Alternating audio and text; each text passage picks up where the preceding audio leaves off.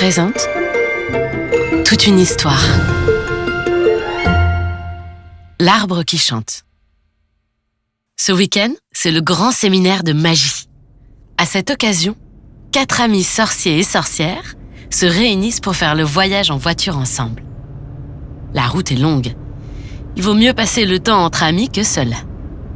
Au volant, Elena, la plus têtue du groupe.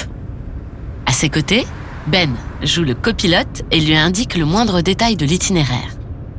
Ce qui a le don d'énerver Camille à l'arrière, qui aimerait dormir tranquille. Alex, à l'arrière lui aussi, est en revanche bien réveillé. Il s'amuse à changer la radio en claquant des doigts dès qu'il n'aime pas une chanson. Après 3 heures de route, Camille ne tient plus. Quand est-ce qu'on arrive ? J'ai des fourmis dans les jambes, j'ai faim et impossible de dormir avec la radio. Visé par la remarque de son ami, Alex se défend. « Oh, la rabat-joie, arrête un peu. Au moins, je mets de l'ambiance. » Elena, qui est aussi la plus mature, intervient. « Ah, ne commencez pas, vous deux. Camille a raison. Je commence à fatiguer aussi à force de conduire. Faisons une petite pause avant de repartir. » Ben intervient tout content. « Alors, pour une pause, j'ai l'endroit parfait. Il y a un coin de campagne à environ 1 kilomètre. Il faut tourner à droite, encore à droite et la deuxième à gauche. » « Parfait, conclut Camille. Ça fera l'affaire. Merci le GPS humain. »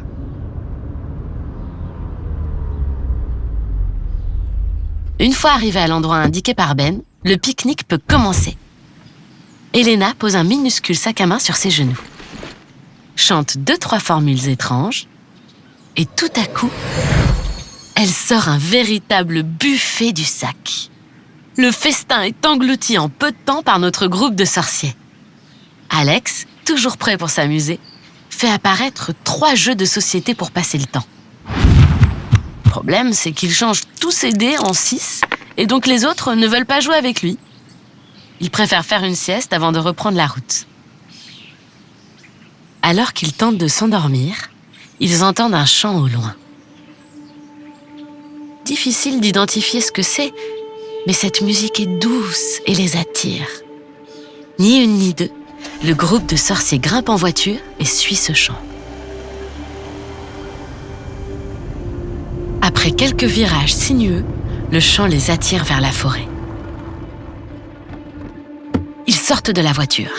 Alex et Ben s'imaginent déjà découvrir un trésor caché et commencent à avancer à toute vitesse.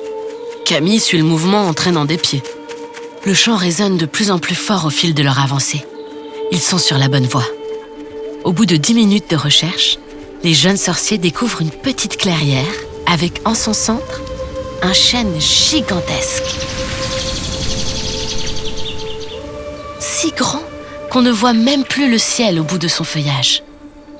Et le chant a l'air de venir directement du tronc.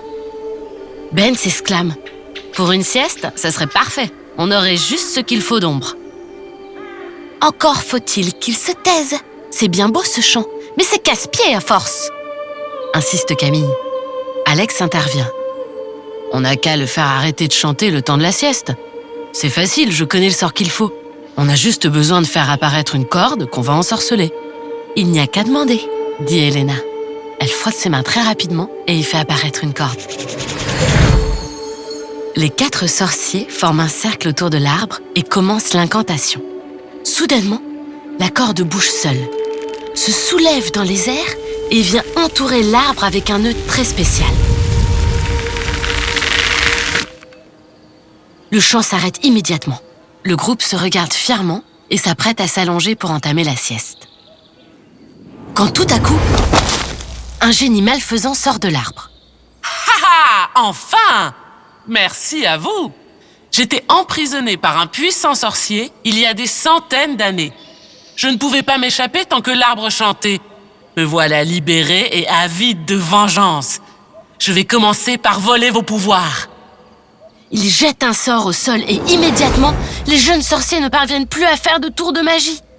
Ils sont apeurés. Seule Elena ne panique pas car elle trouve ce génie un peu bête. Elle chuchote aux autres. Ok, il est vraiment affreux et a une haleine horrible, mais il n'a pas l'air malin. On n'a peut-être plus de tour de magie, mais on peut sûrement lui jouer un mauvais tour quand même. Maintenant que tu le dis, répond Alex. Mais il faut faire vite. Comment fait-on? Ok, j'ai une idée, faites-moi confiance, ajoute Camille avant de s'adresser au génie maléfique. Hé toi, tu nous as enlevé nos pouvoirs, mais on est toujours 4 contre toi. Qu'est-ce qui nous empêche de t'attraper et de te ligoter à l'arbre? Hésitant mais piqué au vif dans son ego, le génie jette un sort pour dénouer la corde de l'arbre et attacher tous nos jeunes sorciers ensemble.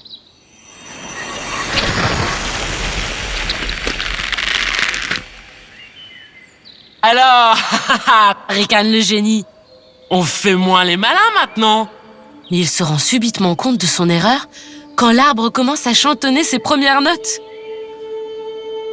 Le sort jeté par le sorcier il y a des centaines d'années se réactive et le génie se fait absorber par l'arbre aussitôt.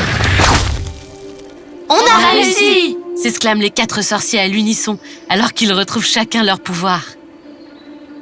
Avant de reprendre la route, Elena s'approche de l'arbre et jette un sort pour renforcer celui du vieux sorcier. Cette fois-ci, même une corde ne pourra plus empêcher l'arbre de chanter.